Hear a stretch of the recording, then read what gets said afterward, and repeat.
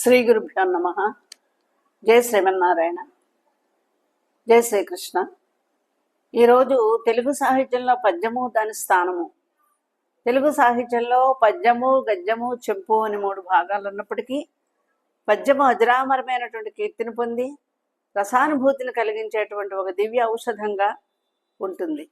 సంగీతమపి సాహిత్యం సరస్వత్యాస్తనద్వయం ఏకమాపాత మధురం అన్యదాలోచనామృతం అని చెప్పినట్లుగా సాహిత్యం ఎప్పుడు కూడా ఆలోచించిన కొద్దీ కూడా మధురమైనటువంటి అమృతం లాంటి ఫలితాన్ని అందిస్తుంది. సంగీతము ఆపాత మధురం, తాగిన కొద్దీ కూడా వినిన కొద్దీ కూడా మనకి మాధుర్యాన్ని ఇస్తుంది.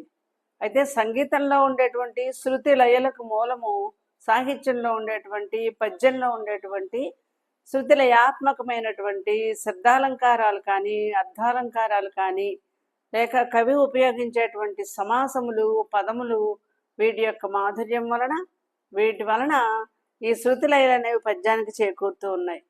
ఈ శృతిలయాత్మకమైన పద్యం వలననే తెలుగు భాషకి అత్యంత మాధుర్యభరితమైనటువంటి తేనెలూరే భాష, తేట తెలుగు భాష అనేటువంటి కీర్తి లభించింది. సాహితీ సమరాంగణ సార్వభౌముడుగా ప్రసిద్ధి చెందినటువంటి ఆంధ్రభోజుడు శ్రీకృష్ణదేవరాయలు కూడా దేశ భాషలందు తెలుగు లెస్స అని తెలుగు భాష గురించి ఉటంకించడం జరిగింది. ఎంత అభిమానంతోనో ఈ మాటను ఆయన పలికారు. అలాగే 10 భాషలు ఉన్నప్పటికీ కూడా ప్రభువు నాట భాషయన ఇద్ది అని చెప్పబడిన భాష తెలుగు భాష అని మహాకవి సామ్రాట్ విశ్వనాథ సత్యనారాయణ గారు తెలుగు భాష యొక్క వైభవాన్ని తెలియజేశారు.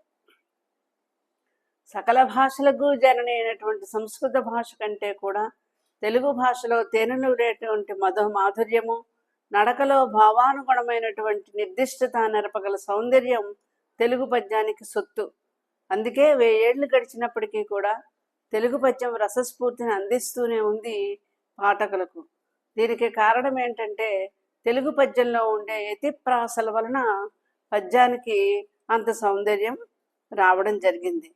అటువంటి పద్యము అన్ని విధాల ఇటు నీతిలు కానీ, నుడికారములు కానీ, సామెతలు కానీ, వాస్తవ గాథలు కానీ, యథార్థ తత్వాలు కానీ, అలంకారాలతో కానీ మనకి తెలియజేస్తూ ఉంటాయి. అటువంటి దానిలో ఆంధ్రుల యొక్క స్వభావాన్ని వర్ణిస్తూ మహాసహస్రావధాని డాక్టర్ నాగఫణి శర్మ గారు చెప్పిన పద్యాన్ని మనం ఇప్పుడు చదువుకుందాం. ఎలకో ఇలలు వేయి ఎలుగెత్తి చాటిన కొసరైన కమ్మని గొంతువాడు, లేత మామిడి వేప లేజుగుళ్లకు లేత వగరుకు వగరైన పొగరువాడు, ఒక మంచి మాటకే ఓడలెల్లను పొంగి సర్వమర్పించెడి సదయుడతడు, చెయ్యన లేచన చైత్రమాసపుటెండ మమతల్లు కురిసెన మల్లెదండ, ఎవడు ఎవడయ్య ఎవడయ్య ఎవడు వాడు, ఎవడు ఎవడయ్య ఎవడయ్య ఎవడు వాడు, కడిమి కలవన్నె కాడు సత్కళలరేడు, 3 లింగాల నడుముండి ముజ్జగముల వెలుగులు నింపు మొనగాడు తెలుగువాడు అని తెలుగువారి యొక్క వైభవాన్ని ఆ పద్యంలో అవధాని గారు ఆవిష్కరించారు. స్వస్తి.